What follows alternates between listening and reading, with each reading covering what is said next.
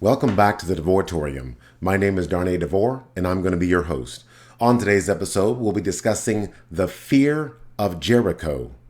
Now, we're going to take a quick trip through history and visit that old city of Jericho. Now, what should have been a battle, maybe a big battle, ended up being a slaughter. Why? Why was Jericho so easy to conquer for Israel? Let's take a look at a few key aspects of Jericho. Jericho was located in the Palestinian territories near the Jordan River. It was known to be a city of palms, and you'll find that in Deuteronomy 34:3. Now, I did some other checking, and apparently the walls of Jericho, they were pretty big. They were huge. Some archaeologists say the retaining wall was 15 feet high, but the actual wall was 25 feet high and about 6 feet thick. All right. Now, for that time period, that was nigh an impenetrable barrier, okay, between you and the outside world.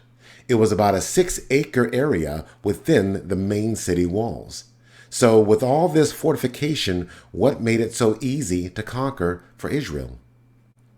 Now, by all accounts, Israel was overmatched, okay, overmatched by the strength of Jericho. The inhabitants of Jericho, rather than strike out at Israel or defend themselves against Israel, they cowered behind their own walls. They were full of fear. Why? What made them so afraid of Israel? Joshua 2:8-11 confirms this. Let's take a look. Before the spies lay down for the night, she went up to the roof and said to them, the she is Rahab the harlot, I know that the Lord has given you this land, and that a great fear of you has fallen on us, so that all who live in this country are melting in fear because of you. We have heard how the Lord dried up the water of the Red Sea for you when you came out of Egypt, what you did to Sihon and Og, the two kings of the Amorites east of the Jordan, whom you completely destroyed.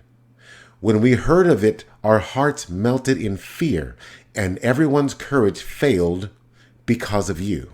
For the Lord your God is God in heaven above and on earth below. This verse alone tells you everything we need to know. They feared Israel because of what they had heard about what Israel had done elsewhere. They heard about them over here, they heard about them over there, but what Rahab said at the end of this passage speaks volumes. She said, for the Lord your God is God in heaven above and on earth below. Rahab was not an Israelite. She was not, but she recognized who the Israelite God was. Okay? Now, that confession in itself shows the faith of Rahab. Not the fear, but the faith. The rest of the city had fear. All of Jericho feared Israel because of what they had done. As we know, the Israelites marched around the walls of Jericho once per day for 6 days.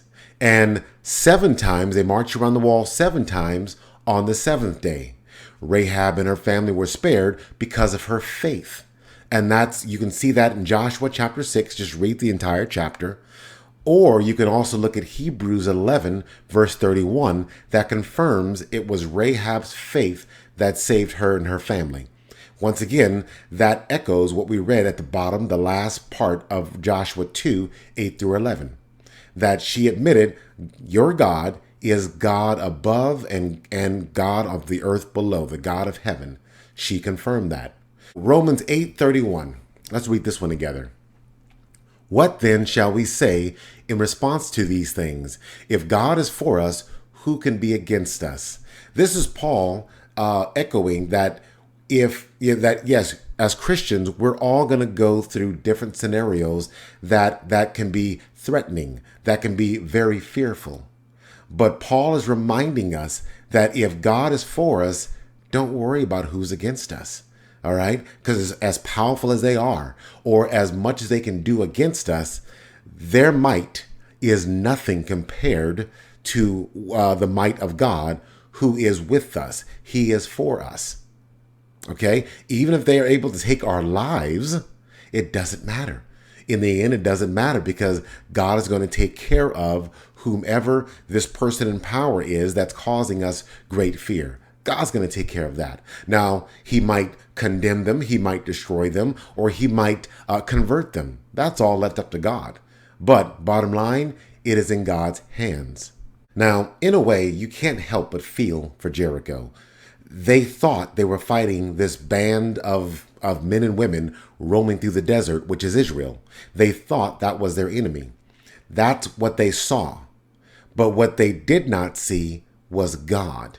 That they weren't fighting or hiding from Israel. They were fighting or trying to hide from God himself. They were fighting against not just Israel's God, but their very own God.